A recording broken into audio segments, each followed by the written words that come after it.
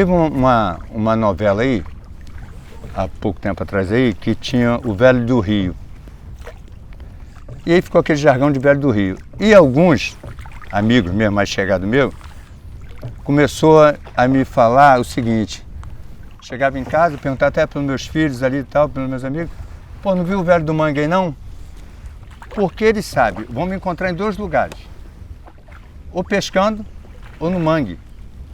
Então uns, nem todos, a verdade é essa, uma minoria, me chamam de louco. Você não vai conseguir, tu não vai resolver nada, tá gastando dinheiro à toa, tá gastando tempo. Só que tem essa coisa de amar, de ficar aqui dentro, de gostar. Eu amo isso aqui, de verdade. Ai, ai.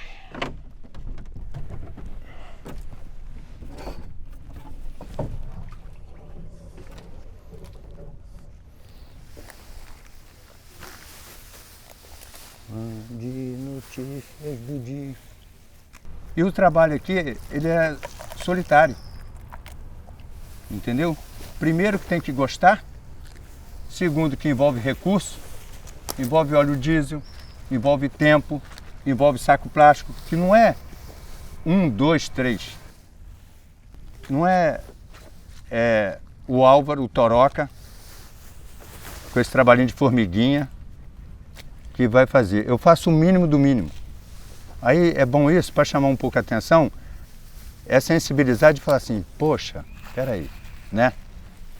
É colaborar com a natureza, colaborar com quem está disposto realmente a fazer o trabalho.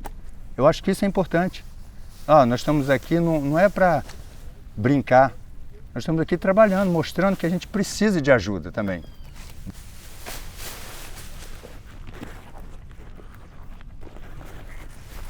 Eu procuro, eu venho 2, 3, às vezes já vim 4 vezes por semana. Depende do tempo. Eu sou pescador, quando o tempo está ruim, eu fico em casa, eu venho para cá, eu vou costurar uma rede, fazer alguma coisa nesse aspecto aí. Cuidar da minha vida também pessoal, fora do mangue, fora da pesca. Como em cada metro quadrado desse aqui, tem em média aí 300, 400 litros, em cada 500 metros aqui, é quase 1 tonelada. Então, de todos os tipos, né, do plástico duro, da bolsa, de tudo. O que acontece? Eu procuro tirar as sacolas, primeiro, plástico, garrafas, essas coisas assim, o isopor, que é de quentinha, depois ele fica mais visível para mim. Então eu costumo fazer isso, eu seleciono primeiro o plástico, as bolsas e tal, e depois vem no isopor. A gente observa aqui que ainda tem vida, ainda tem siri aqui, que é chamado barqueiro, gigante, coisa mais linda do mundo. E aqui também, nesses paus aí, tem caranguejo. Porque a amarela tem uma posição, a linha de amarela tem uma posição para jogar esse lixo aqui. Então tem lugares que realmente está asfixiado, que você não consegue ver o chão. Não consegue ver o chão.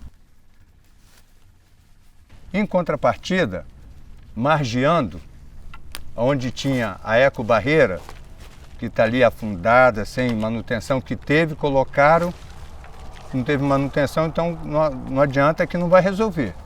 Se tivesse a manutenção, esse quadro aqui, essa é a verdade, não teria. É um paliativo? É, mas é um paliativo que funciona. Porque às vezes acontece, os brotinhos ali que caem do mangue, eles ficam atrofiados no lixo. Então o plástico vem e asfixia. De fato, ali um tapaué, alguma coisa, a marmita, essas coisas, então eu faço mais isso aí às vezes. Nem tiro o lixo, só vou desafogando para trazer para eles, assim, uma coisa de oxigênio.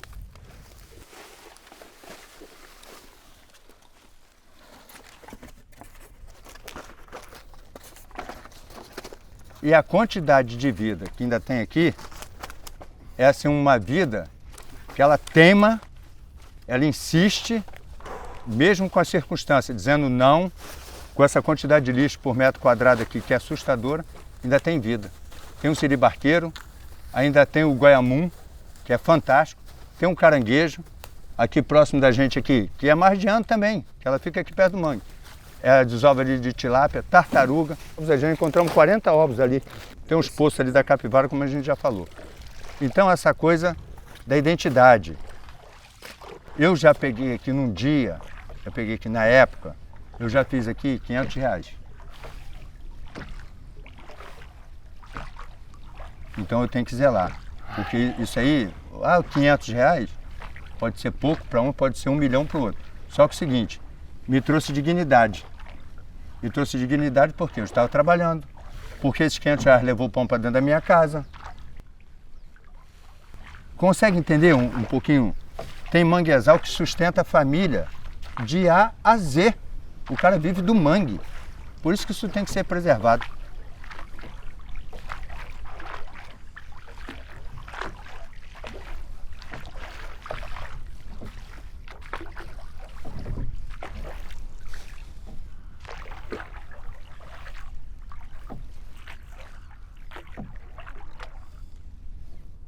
Segurei, Paulado.